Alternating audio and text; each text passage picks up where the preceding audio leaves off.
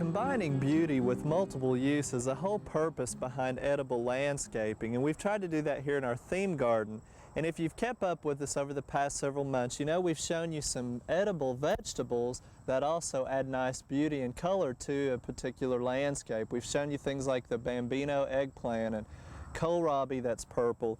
And we're also getting some okra that's coming off here that has purple pods, and the plants behind me, it has a purplish color to the foliage, so you can get height with vegetables and production, and again it's very attractive. So kind of a unique display that could be edible too.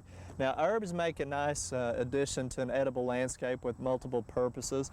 We have some of the garlic chives here that are just starting to bloom, but it gives you a grassy appearance, kind of like monkey grass in a way. Then behind us we have tricolor sage. Again, it's got purplish white variegation to it. And also behind me we have the lemon basil that is very attractive and needs cutting back and adds a little aroma to the edible landscape too. Now, when you're doing an edible landscape, you don't have to have just ground beds to plant in. You can also think about some various things in hanging baskets.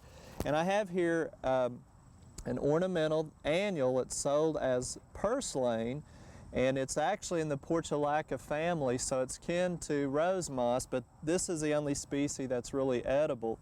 And it has nice flowers which are not really blooming today because it's been overcast and we had a little bit of rain, so the flowers have closed up on us. But they love, absolutely love the hot, dry sun, and you can actually kill them by overwatering them. Now, if you look closely at some of the foliage right here especially, they resemble a common weed that's grown in the garden too.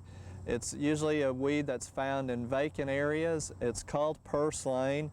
And the weed is quite aggressive. It's succulent. It's a weed that's found in all 50 states. And when you pull it up, it's so succulent, if you leave it on top of the ground, even upside down, it can stay there 2 to 3 days and try to root again, and it overseeds real easily.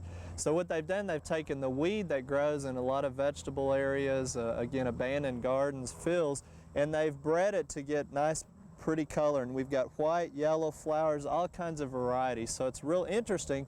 And the fact that it's edible is also interesting. Now, I've been told it tastes a lot like spinach, but let's join Barb in the kitchen to find out more about this plant.